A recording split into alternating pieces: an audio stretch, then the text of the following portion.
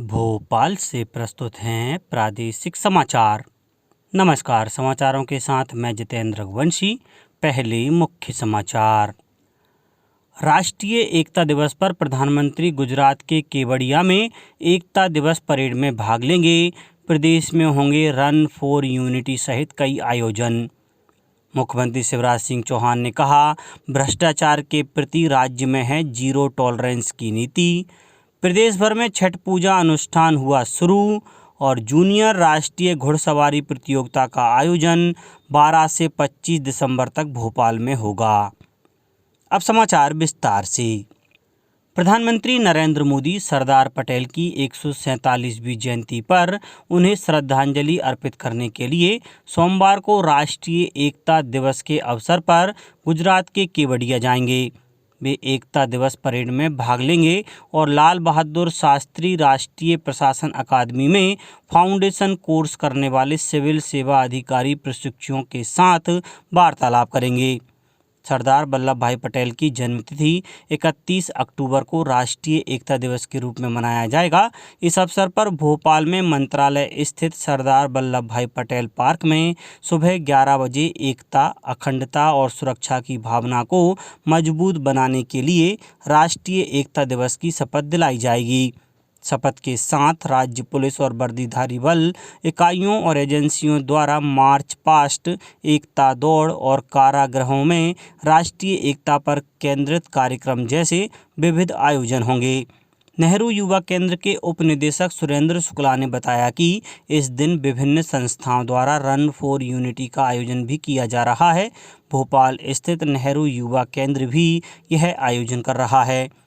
खंडवा जिला प्रशासन और नेहरू युवा केंद्र खंडवा के संयुक्त तत्वाधान में जिले के सभी विकास खंडों में कार्यरत स्वयं सेवकों द्वारा 25 अक्टूबर से 31 अक्टूबर तक राष्ट्रीय एकता दिवस सप्ताह कार्यक्रम के अंतर्गत एकता के लिए दौड़ का आयोजन किया जा रहा है। गुना में भी एकता दिवस पर विभिन्न कार्यक्रम होंगे। मुख्यमंत्री शिवराज सिंह चौहान ने कहा है कि भ्रष्टाचार के प्रति राज्य शासन की जीरो टॉलरेंस की नीति है। भ्रष्टाचार के मामलों में त्वरित कार्रवाई की जा रही है। जहां गड़बड़ होगी वहां दोषियों को तत्काल दंडित किया जाएगा। मुख्यमंत्री ने विकास गतिविधियों और जन कल्याणकारी योजनाओं के संबंध में मंत्रियों और विधायकों से वर्चुअली संवाद करते हुए बताया कि महिला बाल विकास विभाग में 104 लोगों पर कार्रवाई की गई है और 26 को नौकरी से बाहर किया गया है। मुख्यमंत्री ने कहा कि मंत्री तथा विधायक अपने अपने क्षेत्र की सड़कों के रखरखाव के लिए सक्रिय रहें। साथ ही प्रधानमंत्री आवास योजना के हितग्राहियों और स्वयं सहायता समूह की बहनों के साथ सतत संवाद करें। केंद्रीय विद्युत प्राधिकरण द्वारा भोपाल में विद्युत संसाधन पर्याप्तता पर राज्य स्तरीय कार्यशाला का आयोजन किया गया। इस अवसर पर केंद्रीय विद्युत प्राधिकरण के अध्यक्ष तथा पदेन सचिव घनश्याम प्रसाद, प्रमुख सचिव ऊर्जा संजय दुबे और मध्य प्रदेश, छत्तीसगढ़, महाराष्ट्र, गुजरात और दमन दीव के ऊर्जा विभाग के वरिष्ठ अधिकारी विशेष रूप से उपस्थित रहे। प्रमुख सचिव संजय दुबे ने बताया कि रिसोर्सेस एडुकेसी प्लान नामक इस कार्यशाला में देश के पारंपरिक और गैर पारंपरिक ऊर्जा संसाधनों के सही उपयोग के संबंध में प्रमुखता से चर्चा की गई। केंद्रीय विद्युत प्राधिकरण के अध्यक्ष घनश्याम प्रसाद ने कहा कि इस योजना के लागू होने के बाद देश में जहां भी बिजली सरप्लस होगी उसे वहां दिया जा सकेगा जहां बिजली की कमी होगी। उन्होंने बताया कि पायलट प्रोजेक्ट के रूप में मध्य प्रदेश, असम, उड़ीसा, तमिलनाडु और पंजाब का चयन किया गया है। मुख्यमंत्री श्री शिवराज सिंह चौहान इंदौर में 29 अक्टूबर को राज्य स्तरीय कार्यक्रम में 2519 करोड़ 12 लाख रुपए की लागत के 69 सीएम राइज स्कूलों का भूमि पूजन करेंगे। यह प्रदेश के लिए बड़ी उपलब्धि होगी। सीएम राइज स्कूलों में स्मार्ट माध्यम से शिक्षा दी जाएगी और आधुनिक प्रयोगशाला, कंप्यूटर लैब, स्मार्ट क्लास, पुस्तकालय की सुविधा के साथ कला, संगीत, खेलकूद और व्यावसायिक शिक्षा भी उपलब्ध कराई जाएगी। ग्रामीण क्षेत्र के विद्यार्थी भी इन स्कूलों में उच्च गुणवत्ता युक्त शिक्षा प्राप्त कर सकेंगे। राज्य शासन ने स्कूली शिक्षा में आमूलचूल परिवर्तन करने के लिए सीएम राइज स्कूल शुरू करने का क्रांतिकारी निर्णय लिया है। यह स्कूल शिक्षा की गुणवत्ता को और भी बेहतर बनाने के लिए खोले जा रहे हैं। सीएम राइज स्कूल में केजी से लेकर कक्षा 12वीं तक शिक्षा दी जाएगी। प्रदेश में 2 चरण में 9,095 सीएम राइज स्कूल खोले जाएंगे। प्रथम चरण में वर्ष 2021 से 24 में प्रत्येक जिला एवं विकासखंड स्तर पर 360 स्कूल खोले जाएंगे। दूसरे चरण में वर्ष 2024 से 2031 तक प्रत्येक 10 से 15 किलोमीटर में एक सीएम राइज स्कूल शुरू होगा और 8,735 स्कूल खोले जाएंगे। सीएम राइज स्कूल का लक्ष्य छात्रों के सीखने के स्तर में उल्लेखनीय प्रगति लाना रहेगा। अखिल भारतीय आयुर्विज्ञान संस्थान एम्स भोपाल में एक शोध प्रदर्शनी आयोजित की गई।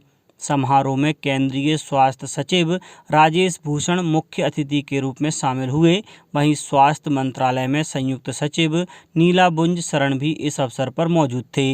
एम्स भोपाल के डीन अनुसंधान प्रोफेसर डॉक्टर देवाशीष विश्वास ने संस्थान में किए गए शोध कार्यों की व्यापक समीक्षा प्रस्तुत करते हुए ईएमएस भोपाल में विकसित बुनियादी ढांचे, प्रकाशनों और पेटेंट पर प्रकाश डाला। इस दौरान कोविड-19 के निदान, प्रबंधन और निगरानी के लिए संस्थान में किए गए सभी शोध कार्यों की समीक्षा भी प्रस्तुत की गई। प्रदेश भर में 4 दिन का छठ पूजा अनुष्ठान शुरू हो गया है। इस पवित्र त्यौहार में श्रद्धालु पृथ्वी पर जीवन का स्रोत माने जाने वाले सूर्य भगवान की विशेष पूजा अर्चना करते हैं। कल श्रद्धालुओं ने नहाय खाए मनाया।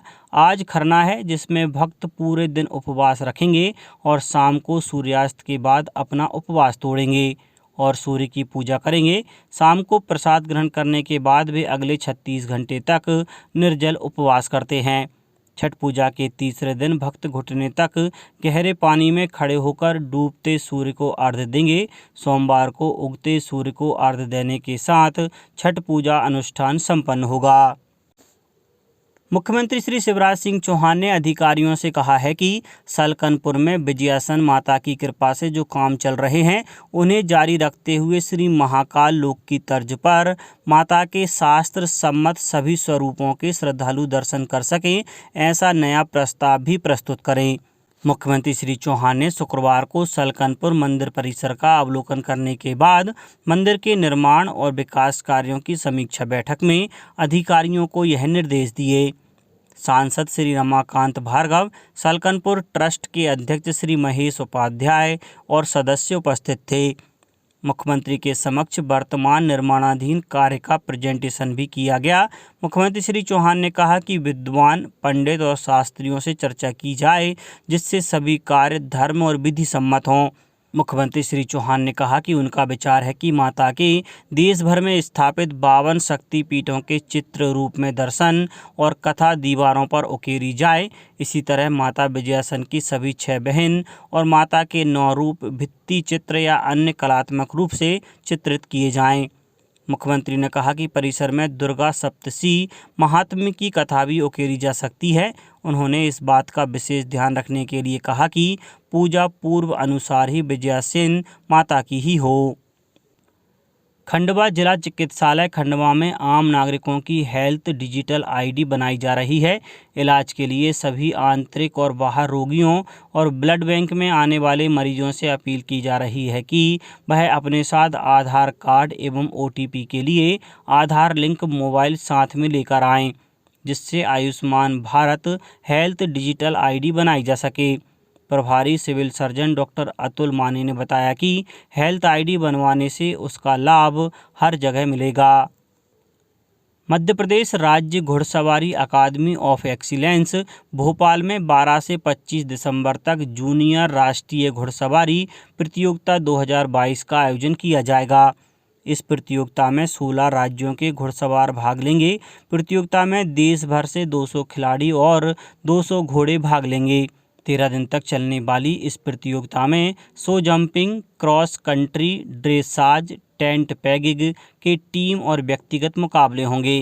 खेल और युवा कल्याण मंत्री श्रीमती यशोधरा राजे सिंधिया ने बिशनखेड़ी स्थित घुड़सवारी अकादमी में प्रतियोगिता की तैयारियों की समीक्षा की। अब कुछ समाचार संक्षेप में। सीधी जिले में किसानों को मोबाइल ऐप के माध्यम से अपनी कृषि उपज का विक्रय अपने घर, खलिहान, गोदाम से करने की सुविधा प्रदान की गई है। नीमच में जिला उद्यान विभाग द्वारा एक जिला एक उत्पाद लघु उद्योग खोलने वाले उद्यमियों से आवेदन आमंत्रित किए गए हैं। गुना में मध्य प्रदेश जन अभियान परिषद ने स्वैच्छिक संगठनों का एक दिवसीय प्रशिक्षण का आयोजन किया। सतना जिले के ग्रामीण क्षेत्र के भ्रमण के दौरान कलेक्टर अनुराग वर्मा ने मझगवां के कृषि विज्ञान केंद्र का भी निरीक्षण कर उन्नत फसलों की खेती, अनुसंधान एवं प्रशिक्षण की गतिविधियों का जायजा लिया। स्पिक मैके के संस्थापक और पद्मश्री से सम्मानित डॉक्टर किरण सेठ कश्मीर से कन्याकुमारी तक की साइकिल यात्रा पर निकले हैं। उनकी यात्रा के शिवपुरी पहुंचने पर उनका सम्मान किया गया। नर्मदापुरम जिला मुख्यालय में कृषि उपज मंडी में पूजन कर खरीफ उपज की खरीदी का शुभारंभ किया गया और मध्य प्रदेश गौ संवर्धन बोर्ड कार्य परिषद के अध्यक्ष स्वामी अखिलेश्वरानंद गिरी ने प्रदेश की सभी गौशाला संचालकों को आगामी गोपाष्टमी 1 नवंबर को गौशालाओं में गौ पूजन कार्यक्रम करने के निर्देश दिए हैं। अंत में मुख्य समाचार एक बार फिर। राष्ट्रीय एकता दिवस पर प्रधानमंत्री गुजरात के केवड़िया में एकता दिवस परेड में भाग लेंगे। प्रदेश में होंगे रन फॉर यूनिटी सहित कई आयोजन। मुख्यमंत्री शिवराज सिंह चौहान ने कहा, भ्रष्टाचार के प्रति राज्य में है जीरो टॉलरेंस की नीति। प्रदेश भर में छठ पूजा अनुष्ठान हुआ शुरू और जूनियर राष्ट्रीय घुड़सवारी प्रतियोगिता का आयोजन 12 से 25 दिसंबर तक भोपाल में होगा। इस बुलेटिन में इतना ही। घर पर रहिए, सुरक्षित रहिए और सुनते रहिए प्रादेशिक समाचार। नमस्कार।